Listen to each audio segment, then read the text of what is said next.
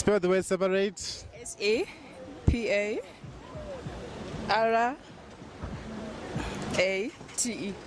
Exactly. S-E-P-R-A-T-E. Separate. Separate. What? Separate. Separate. Serious Dragon Buddha. Separate isn't separate. Separate. Yakundi Buddha zego. Yes. Separate. Seriously. S-E-P-E-R-A-T-E. P-A. P-E. 5 minus 7 ichi. 5 minus 7, -8. 5 minus 7, -8.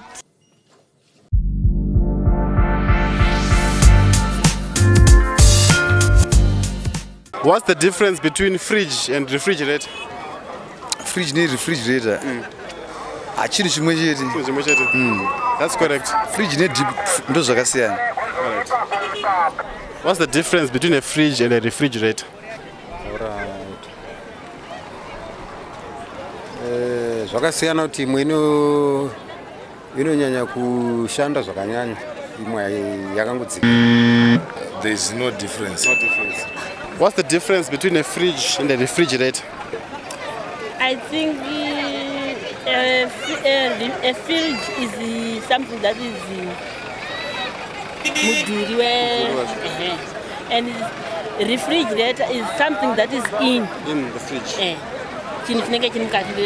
Fridge. Tongoti zvakasiyana nekuti oni firiji inofirizisa zvinhu nekuti refrigerator industry.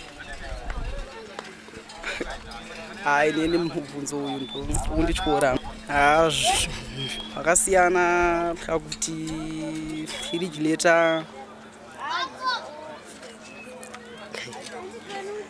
hazvina musiyano plus. All right. How many times can someone commit suicide? 3, 4, or 5? Munhu kuti akomite suicide is either 2 kana kuti 3. Continue. 2 kana kuti 3.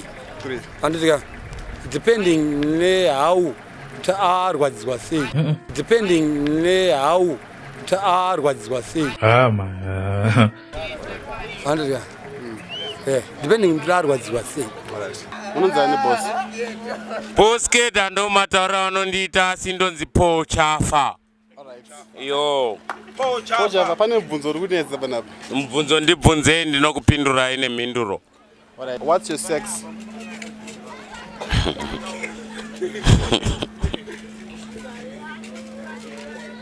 Sex lady. What? Sex lady. Bro, what are you talking about, man?